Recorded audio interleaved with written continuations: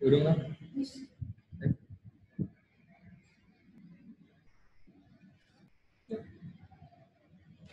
Urung lah.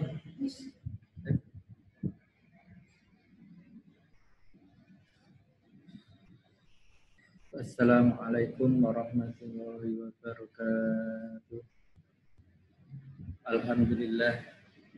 Hari ini kita belajar bersama dengan Ustaz Zamroni dengan pelajaran akidah akhlak ya. Akidah akhlak dengan pembahasan kalimah thayyibah. Nah, kalimah thayyibah itu anak-anak pasti sudah tahu semua ya. Kalimah thayyibah yaitu kalimat yang baik. Ya, di kelas 4 kemarin kalian sudah banyak belajar tentang kalimat thayyibah. Nah, di kelas 5 ini juga ada juga tentang kalimat thayyibah. Hanya saja hari ini kita belajar tentang kalimat thayyibah, takbir dan hamdalah atau alhamdulillah. Ya. Kalimat thayyibah, takbir dan hamdalah. Oke, yang pertama kita akan membahas tentang kalimat thayyibah, yaitu takbir. Takbir bunyinya apa anak-anak?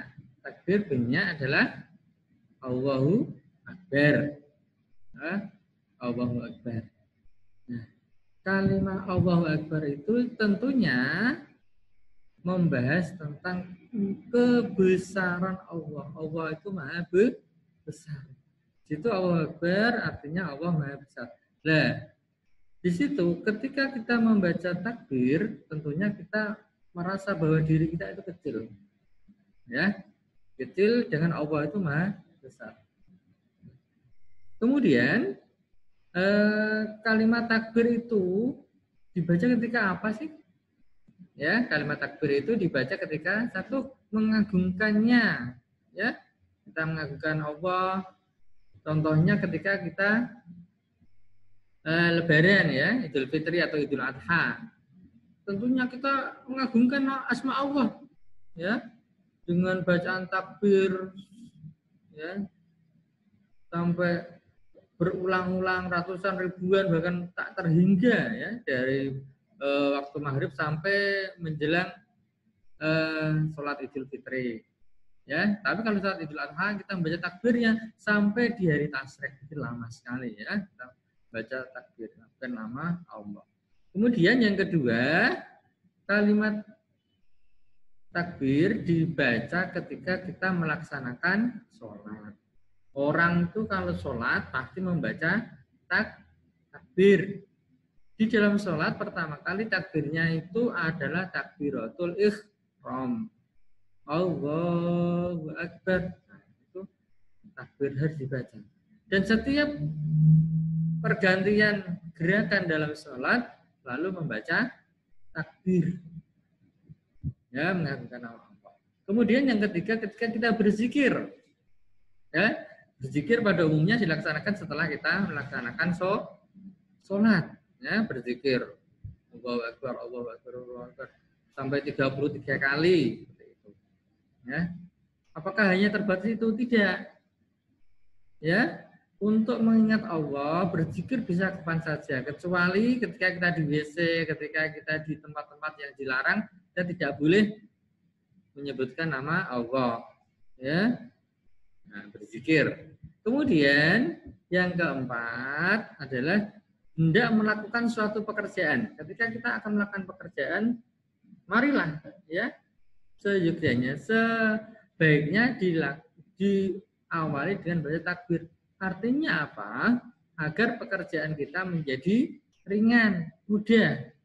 Ya, karena Allah itu Maha besar. Semua pekerjaan yang mungkin menurut kita besar, di mata Allah itu kecil. Nah, maka kita harus mengagungkan nama Allah agar pekerjaan kita menjadi lebih mudah.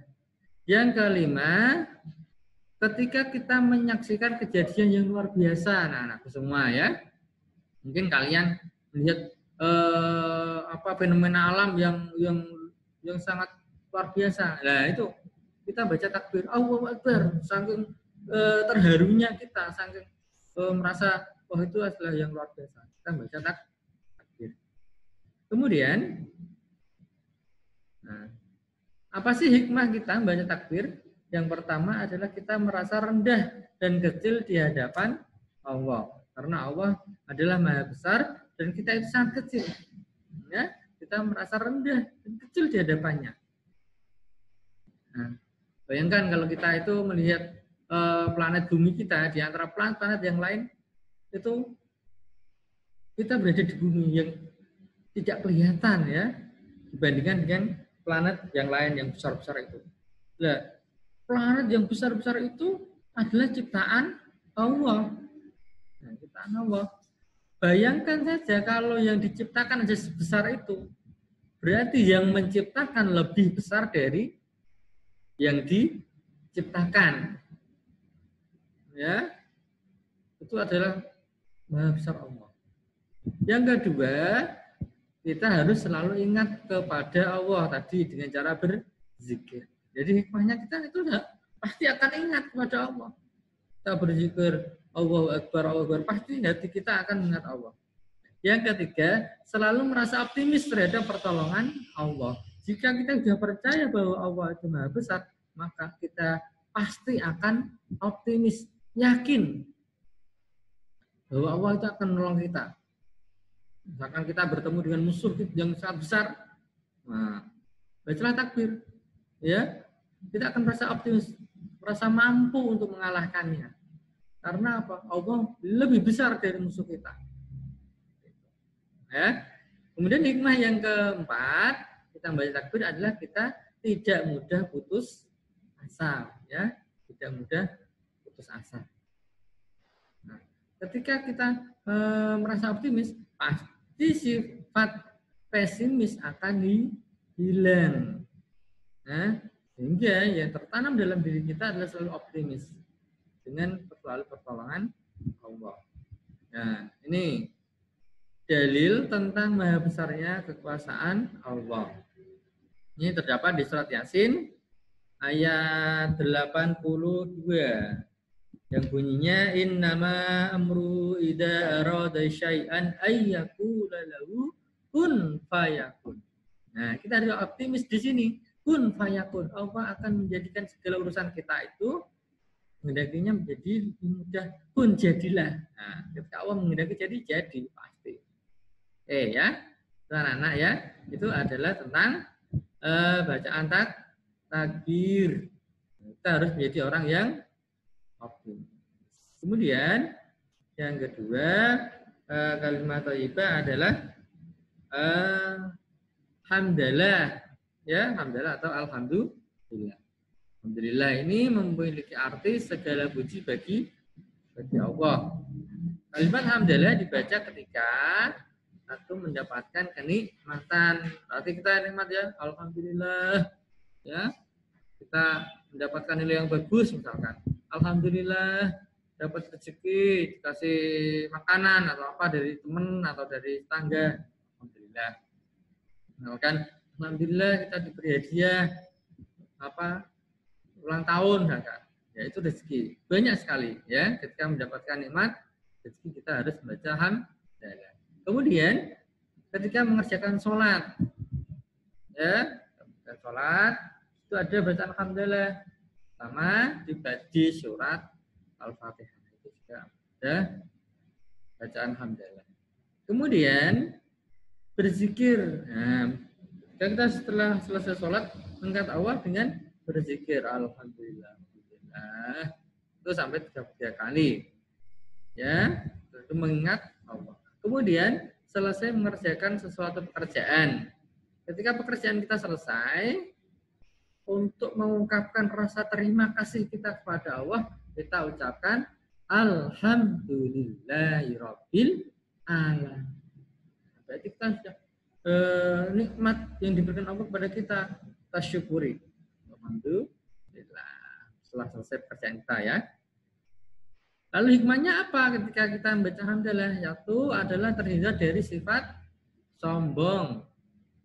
Nah, terhindar dari sifat sombong atau membanggakan diri. Kenapa bisa begitu? Karena segala apa yang kita kerjakan, apa yang kita terima, apa yang kita miliki itu adalah milik Allah, ya.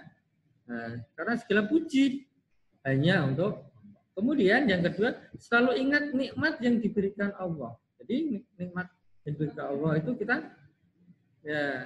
ungkapkan dengan bacaan alhamdulillah.